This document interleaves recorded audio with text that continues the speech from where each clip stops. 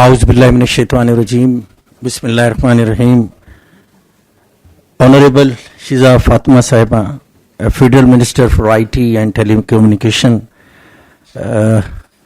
Senior Vice President Lahore Chamber, Tanveer Ahmad Sheikh Saab, Vice President Lahore Chamber, Khurram Lodi Saab, former President Lahore Chamber, Janab Anjum Nisar Saab, former President Lahore Chamber, Janab Muhammad Ali Mian Saab, Senior Vice President, former Senior Vice President Lahore Chamber, Khalid Usman Saab, all my respected board members, respected members from the IT sectors, and all other respected guests, ladies and gentlemen, Assalamu alaikum. First of all, I would like to welcome our respected guests to Lahore Chamber, and especially I am thankful to the Federal Minister, Ms. Shiza Fatima Sahiba. آپ یہاں پہ تشریف لائیں، ہمارے لیے بڑی اعزاز کی بات ہے. نیچے آج ہمارا، جس طرح میں نے پہلے عرض بھی کیا کہ Lahore chamber is the first chamber جس نے ڈیجیٹل پورٹل ممبرشپ کے لیے ایک انیشیٹو لی ہے، تو انشاءاللہ اس کو دیکھتے ہوئے میں سمجھ سکتا ہوں کہ آپ یعنی دوسرے چیمبر بھی اس کو فالو کریں گے، اور جو آپ کا ویژن ہے، ہمارے پرائم منسٹر صاحب کا ویژن ہے ڈیجیٹائلائزیشن کی طرف، اور بلکہ آپ نے اچھی پروپوزل دی، ہم انٹیگریٹ کر سکتے ہیں اپنے ممبرز کو، چیمبرز کو اس حوالے سے. سو میڈم، آپ کے بارے تو ہم نے سن رکھا ہے کہ ماشاءاللہ آپ تیسری دفعہ ممبر نیشنل اسمبلی منتخب ہوئی، which is I mean honour for you as well, and جو اس بات کی غمازی کرتا ہے کہ آپ اپنی جو اپنے حلقہ کے لوگوں سے کتنی کمیٹڈ ہیں.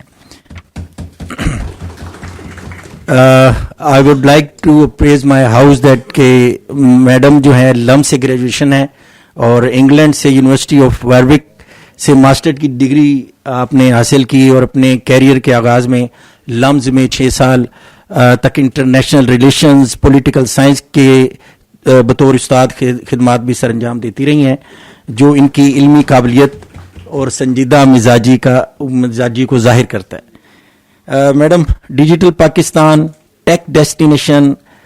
پاکستان کے نام سے جاری کمپین کے ذریعے پاکستان کو عالمی سطح پر ٹیک ہب کے طور پر متعارف کرا رہی ہیں. ان کی قیادت میں ٹیلی کام اور آئی ٹی شعبے میں بڑی اصلاحات جاری ہیں، جس سے غیر ملکی سرمایہ کاری کا پاکستان میں فروغ ممکن ہو سکے گا. میں حکومت پاکستان کو اور ministry of I T and telecommunication کو خراج تحسین پیش کرتا ہوں، جنہوں نے انڈس اے آئی ویک 2026 جیسا بروقت اور اہم انیشیٹو لیا. یہ اس وقت اس بات کا ثبوت ہے کہ پاکستان کی ڈیجیٹل اکانومی اور جدید ٹیکنالوجی کے میدان میں سنجیدہ پیش رفت کر رہا ہے. میڈم نے دیکھا ہے اکثر جو ہم بہت سارے معاملات میں چیزوں کو اڈاپٹ کرنے میں کافی دیر کر دیتے ہیں،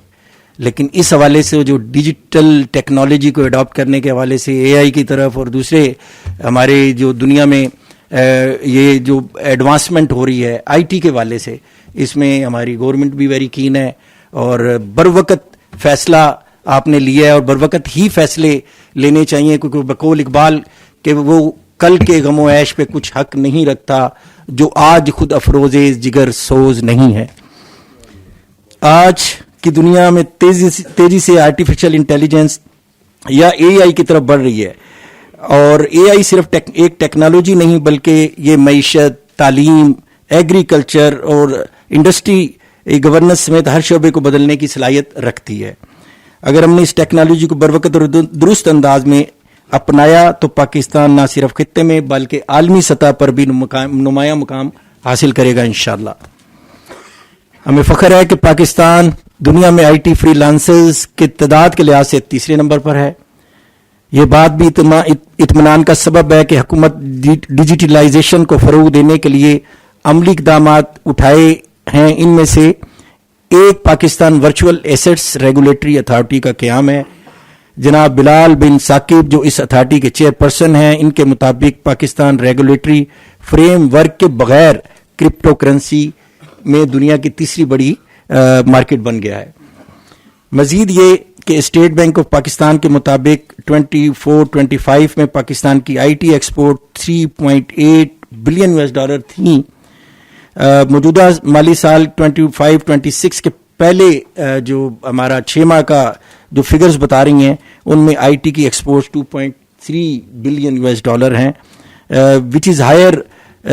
اسی جو ٹائم پیریڈ ہے گزشتہ سال 1.86 بلین US$. یہ ہمارے نوجوانوں کی صلاحیتوں اور محنت کا واضح ثبوت ہے.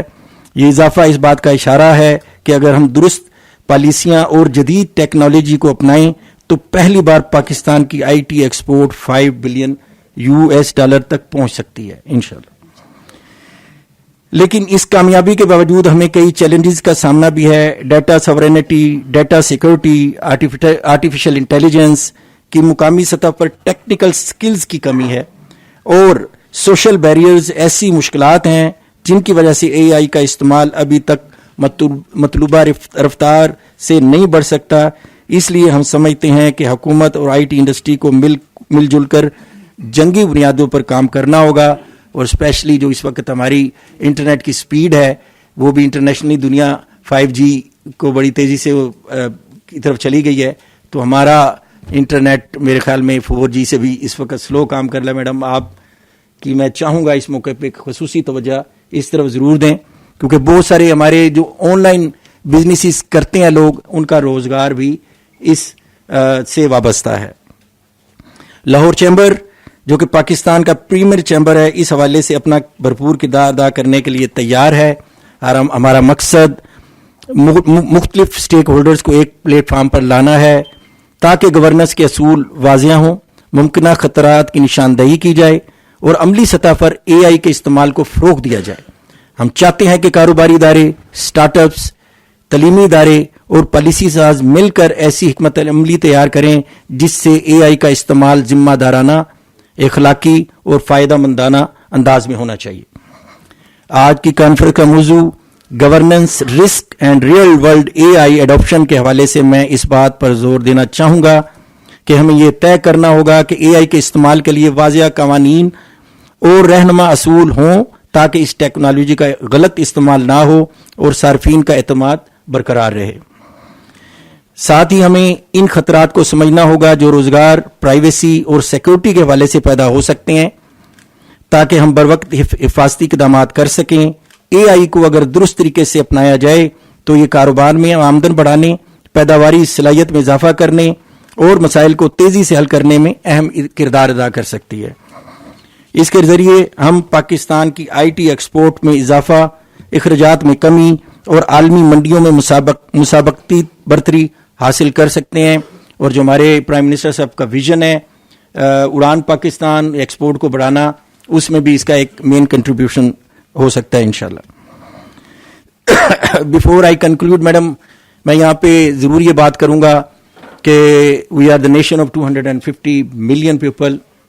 اور اس میں ہماری یوتھ کا جو شیئر ہے وہ الحمدللہ مور دین 60% ہے. اور آپ کو پتہ ہے ہمارے ملک میں اس وقت نئی انڈسٹریلائزیشن نہیں ہو رہی, بلکہ کچھ جو پرانی انڈسٹری ہے فور سرٹن, کیونکہ آج کا سبجیکٹ نہیں ہے, لیکن پھر بھی میں موٹی بات ضرور کروں گا کہ ہمارا ریٹ آف انٹرسٹ, ہماری جو ٹیکسیشن کا نظام اور ہمارے یہ جو پاور کا ٹیرف ہے وہ اس بات کا متقاضی نہیں ہے کہ ہم نئی انڈسٹری کی طرف جا سکیں, بلکہ کچھ ہماری پرانی انڈسٹری بھی بند ہو رہی ہے. تو اس حوالے سے میں یہ ضرور کہوں گا کہ یہ ایک سیکٹر, آئی ٹی کا سیکٹر ایسا سیکٹر ہے جس میں ہم اپنے نوجوانوں کو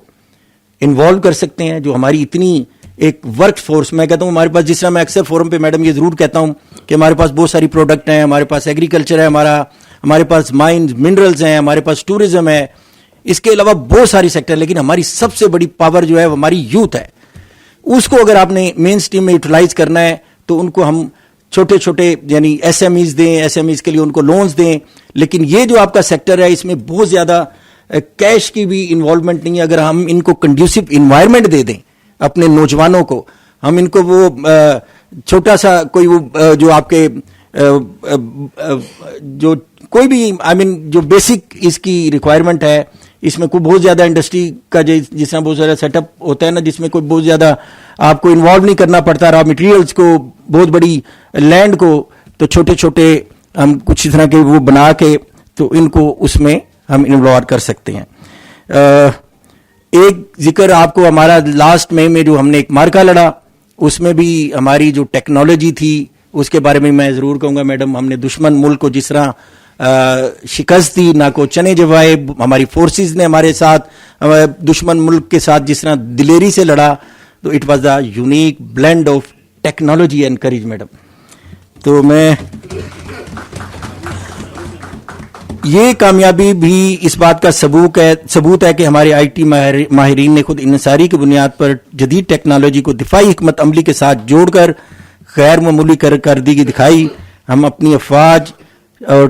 تکنیکی ماہرین کی ان کوششوں کو خراج تحسین پیش کرتے ہیں جنہوں نے قومی سلامتی کو مضبوط بنانے میں اہم کردار ادا کیا اور دنیا کو پاکستان کی تکنیکی صلاحیتوں کا لوہا منوایا.